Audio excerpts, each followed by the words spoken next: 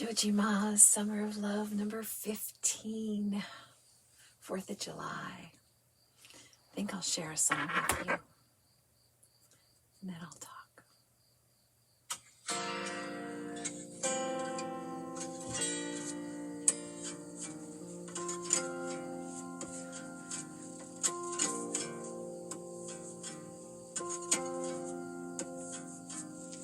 My country, 'tis of thee, sweet land of liberty. Of thee I sing.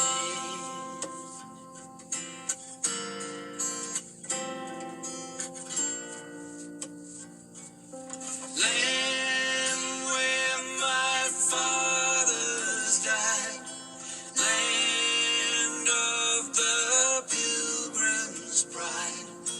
From every mountain side,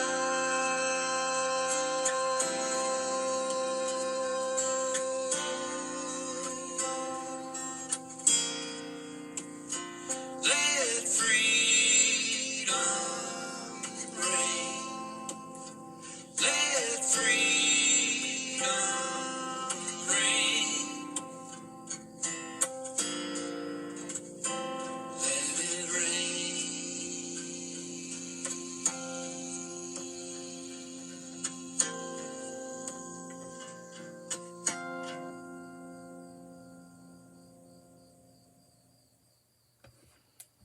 I love that song. I didn't love it as a child, singing it in school. I don't think I really appreciated power of letting freedom ring. You know, today's a day that's full of intense energies around patriotism and freedom and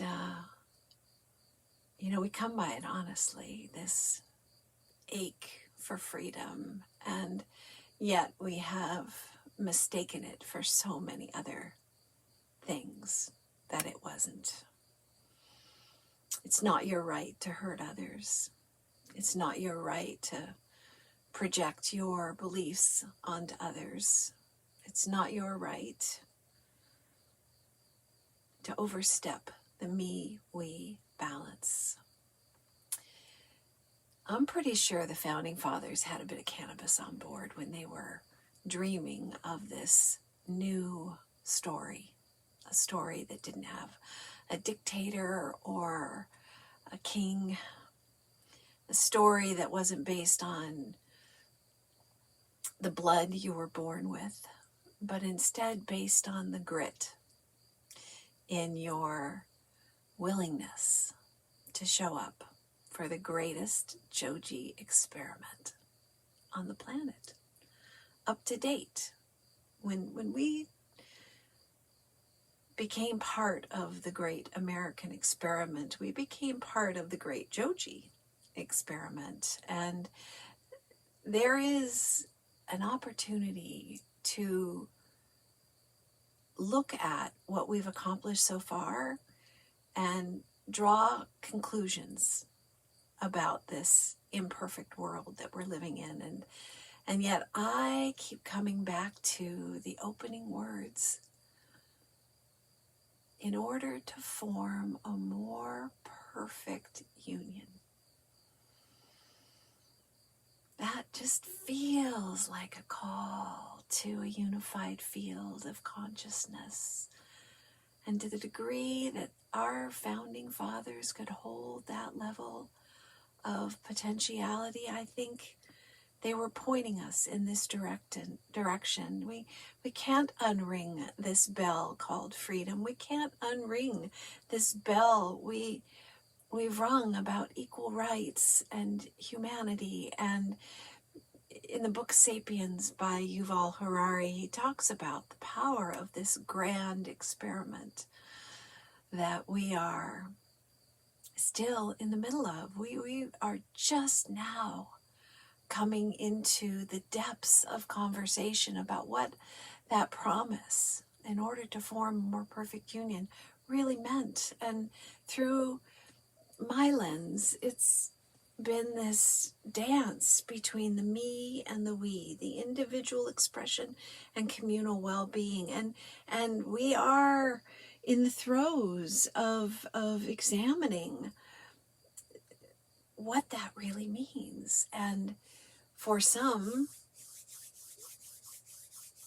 there's an ideological supremacy that is fueling a desire to unravel that languaging, unring that bell.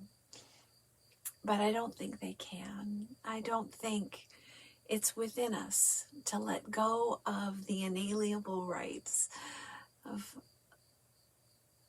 pursuit of happiness. Like, they got it right in the original language. And yes, there were flaws in their consciousness about people of color, about women, about children, about borders, about rights, about entitlements. Yes, but so did we as individuals. We have grown. We have expanded into a more conscious, more perfect form of being.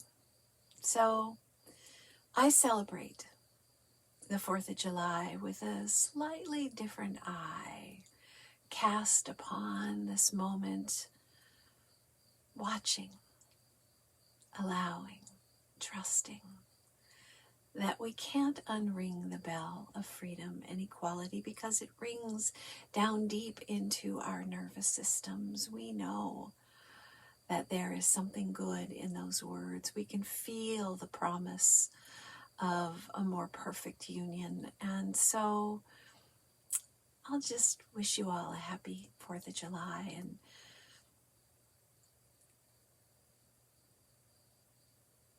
let freedom ring. Let it ring and ring and ring inside each of us, that we might find that creative dance, that sacred balance between me and we. May it be so. Aho.